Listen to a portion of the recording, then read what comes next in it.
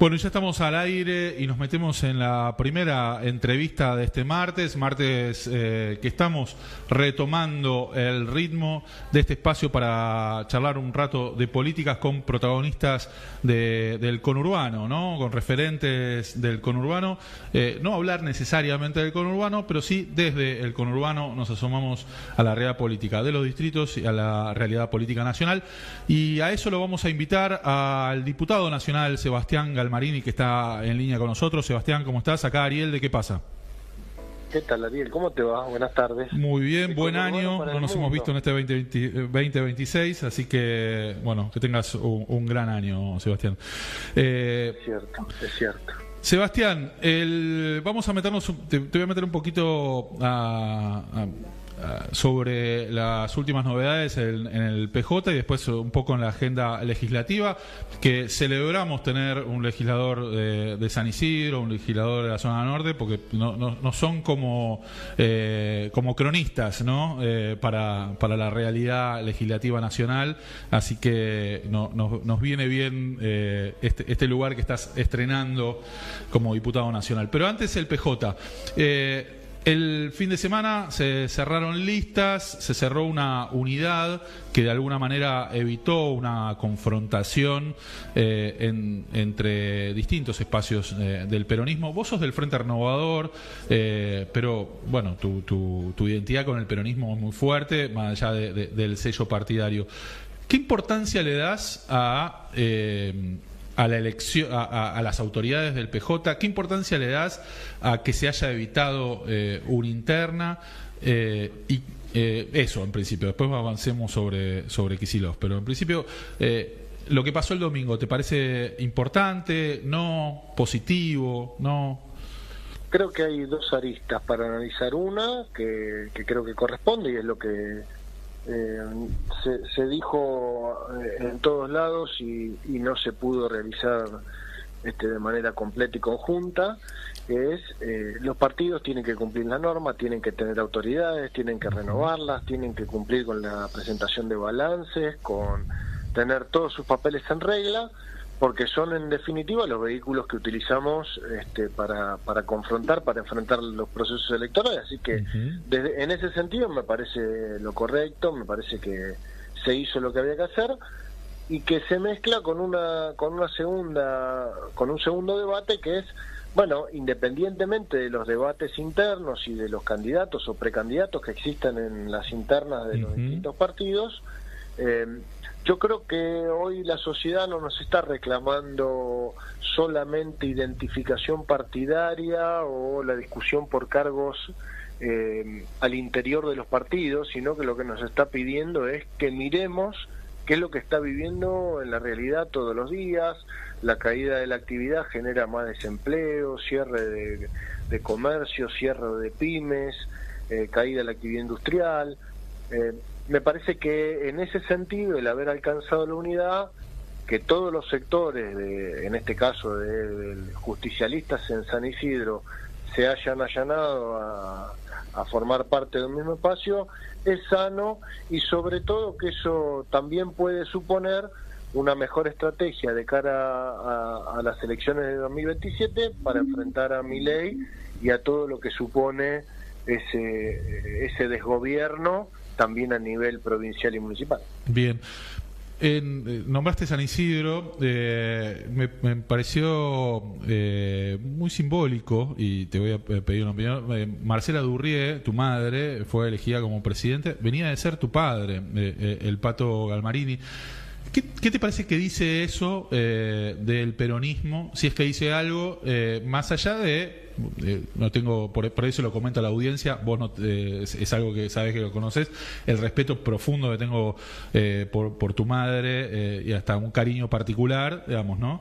El respeto como dirigente, política. ¿Qué crees que dice del peronismo que dirigentes de ya una avanzada edad sean los que ocupan esos cargos? Creo que hay varias también miradas para tener sobre esto. Lo primero es que Marcela Durrié es mi vieja, la quiero con el alma, pero además de ser mi mamá, o por en sobre de ser mi mamá, es una dirigente con mucha trayectoria, con mucha experiencia, con muchos años de militancia, de compromiso político, social, partidario. Nunca había sido autoridad del partido a nivel local. Me parece que es en parte un reconocimiento a esa trayectoria, esa transparencia, es un ser intachable, de muchas convicciones, que creo que puede aportar 2 o 3 cosas que para este contexto son centrales a mi entender. Una es un verdadero debate alrededor de los partidos, de cuál es el rol de acá en adelante. Uno de esos que yo creo, y en eso creo que vamos a coincidir, fundamental, es la capacitación, en la formación de líderes políticos, de cuadros, dado que los partidos en esta etapa del mundo, diría, no solamente en la Argentina, están atravesando sucesivas crisis de identidad, de falta de dirigentes, a tal punto que vemos personajes que uno solo hubiera soñado en las peores de las caricaturas. Entonces creo que en ese sentido es importante, ha sido bien tomado por todos los sectores políticos, y creo que un poco la candidatura es la consolidación de ese proceso de unidad que se alcanzó durante este último fin de semana. Bien, bien.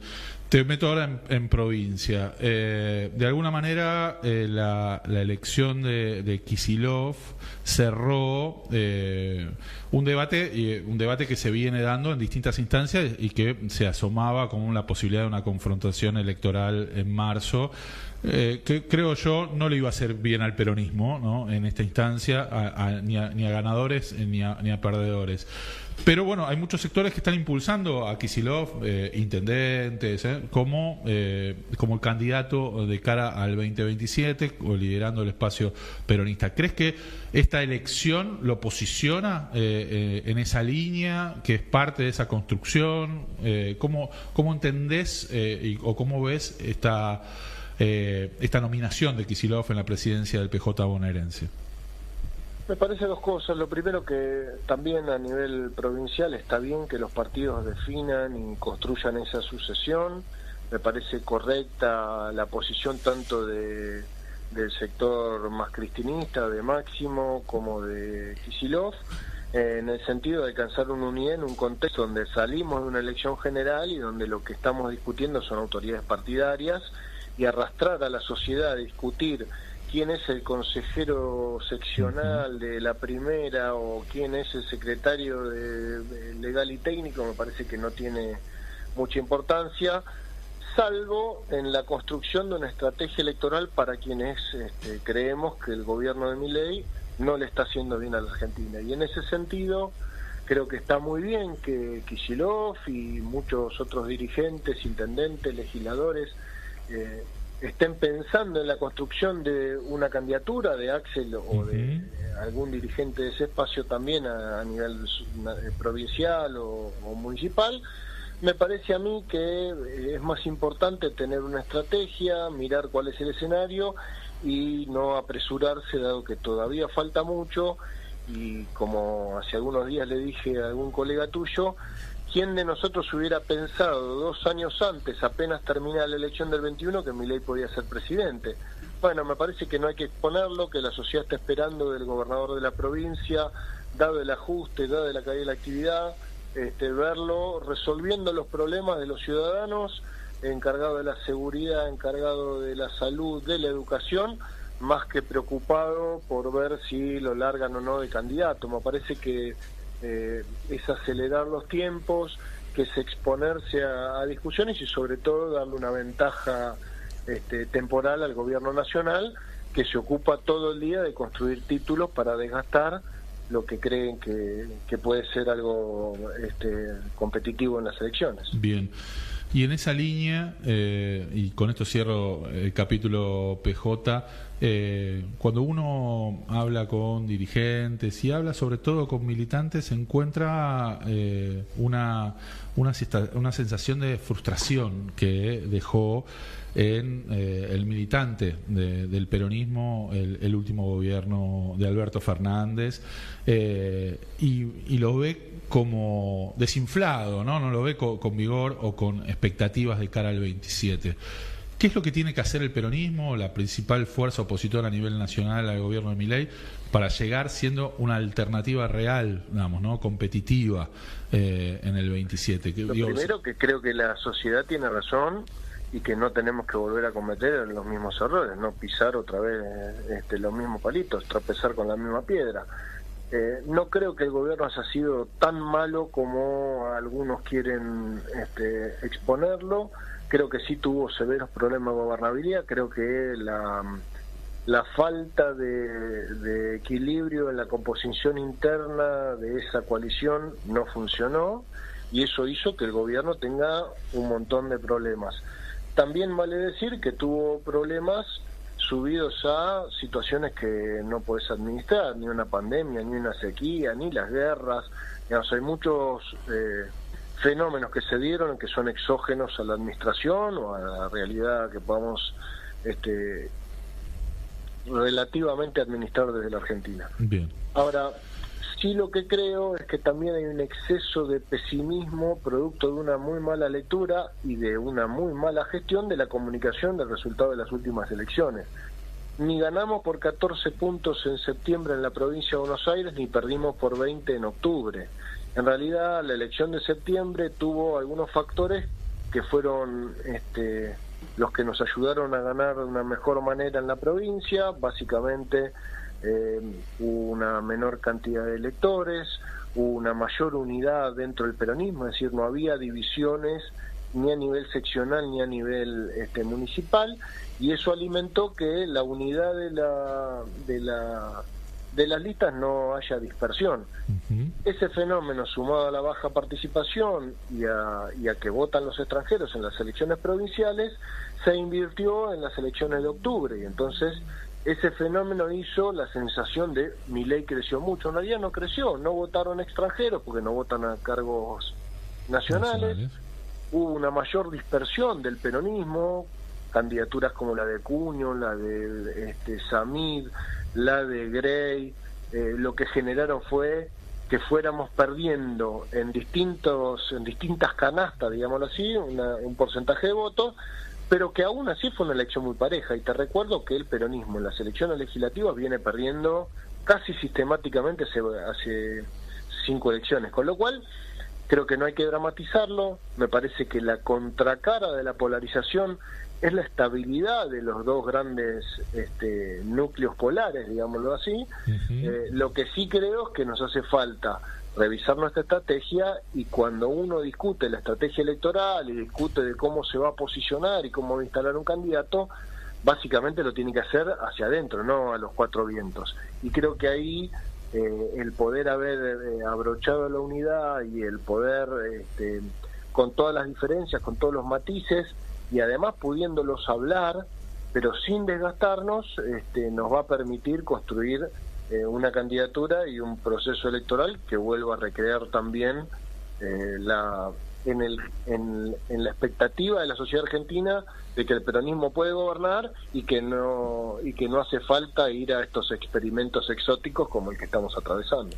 Te llevo a la banca de diputados. Presentaste un proyecto por autonomía del INDEC en el marco de esta discusión, esta polémica que hubo en enero, que el gobierno decidió seguir con el índice, no actualizar el índice oficial, y que produjo la salida de Marco Lavagna, ¿no? un dirigente que estaba siendo reconocido en su trabajo en el organismo de estadísticas.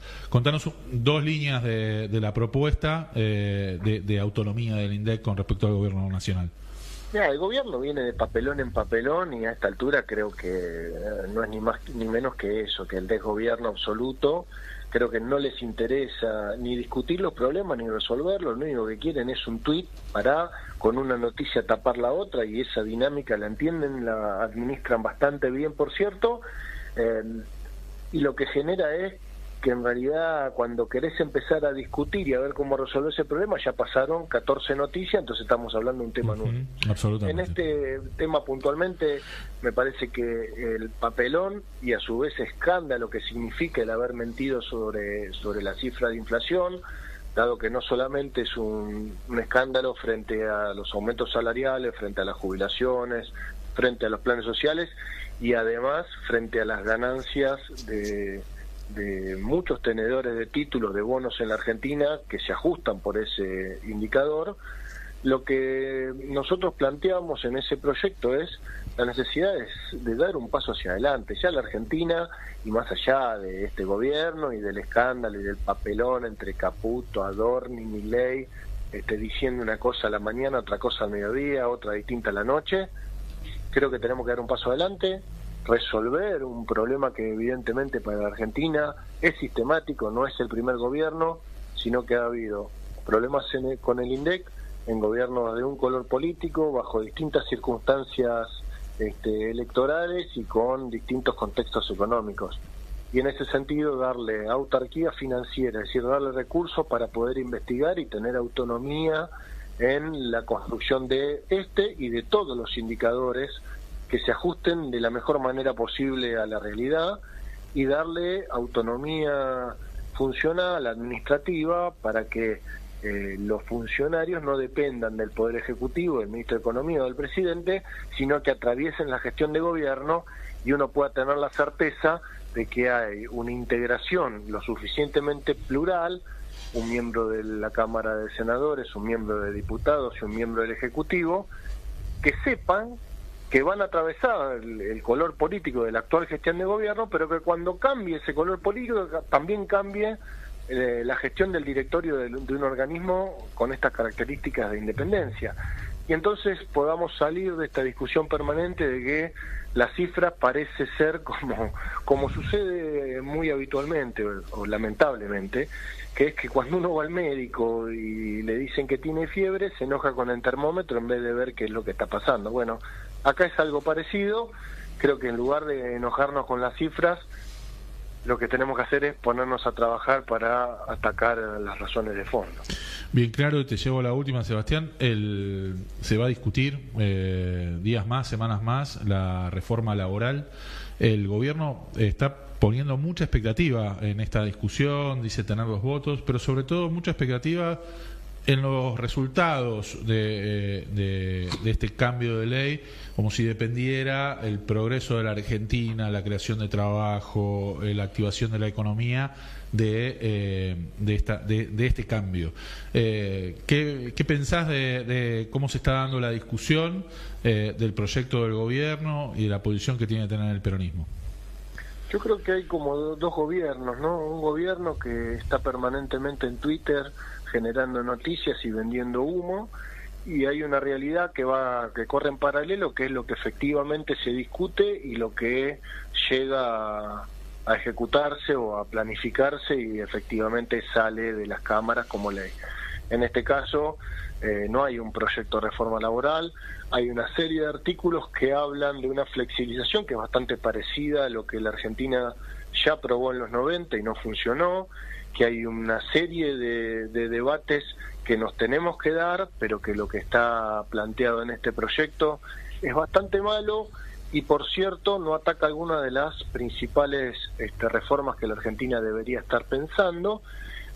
Y adicionalmente, nosotros creemos que hay dos capítulos, uno que ya se cayó, por lo menos hace un ratito apareció en los medios, en algunos medios, que ya sacaron el capítulo de reforma fiscal, que es la baja del impuesto a las ganancias para las grandes empresas, que es lo que básicamente estaba afectando las cuentas de las provincias que reciben por coparticipación en ese impuesto. Y el último capítulo que también está en debate, que es el de la formación de este fideicomiso conocido como FAL, que en realidad lo que está es quitándole 3.500 millones de dólares aproximadamente al ANSES para aplicarlos en una parte a solventar despidos de las grandes empresas en un contexto de ajuste y caída de la actividad, y dos, para la timba financiera, siendo que es el mismo ANSES hoy el que se dedica a sostener el ahorro de los jubilados futuros en el mercado financiero, con lo cual no se entiende muy bien lo que quieren hacer. Creo que en realidad no hay un gobierno, sino que hay muchos intereses, una maraña de intereses que tironea para quedarse con negocios, y creo que esos proyectos, esa maraña de proyectos de articulado, es muy malo para el país, y es un poco lo que nosotros creemos, que no hay que eliminar el debate, que nosotros como oposición, como peronistas, tenemos que aceptar que la Argentina tiene problemas, si tenemos apenas el 40% de los argentinos dentro de los márgenes de la ley que rige en la actualidad, pero que no son esos debates. Tenemos que dar debates sobre las desigualdades de las mujeres en el mundo del trabajo, tenemos que hablar de las nuevas formas de empleo, tenemos que hablar de la economía plataforma, infinidad de trabajadores que viven en la informalidad a partir de la economía de miles de empresas que han surgido y que que han crecido de manera exponencial durante la pandemia y que hoy todavía no están reguladas, que hay muchos modelos y que la Argentina debería estar discutiendo eso en lugar de discutir las pavadas que pone el gobierno, insisto, con el fin de polarizar, de plantear esta idea de blancos y negros, vos sos bueno, yo soy malo y así, y que en el fondo no hay ningún debate en serio.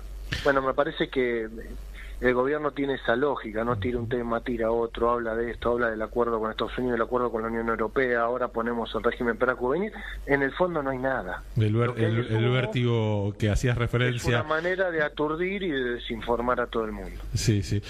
Lo sufrimos a la hora de tener un programa semanal y tener que, el jueves, cuando surge, empezamos a armar la agenda, muchas veces el martes, parece que estamos hablando de otro país, ¿no? Lo dijiste recién, te pregunté sobre el proyecto del INDEC, que hace unos días atrás, bueno, parece que lo del INDEC quedó como si hubiera pasado hace una década. Sí. Sebastián, muchas gracias por este rato de charla con ¿Qué pasa? Abriendo el ciclo de estos martes para hablar de política. Estaremos en comunicación este año seguido. Dale, muchas gracias y un saludo para todos. Ha pasado Sebastián Galmarini, diputado nacional, referente del Frente Renovador en San Isidro, por todo, ¿no? El PJ local, el PJ provincial, la proyección del peronismo, el INDEC, la necesidad de autonomía, el manejo de la comunicación del gobierno y eso cruzado también con la reforma laboral. Vamos a hacer una pausa musical. Escuchamos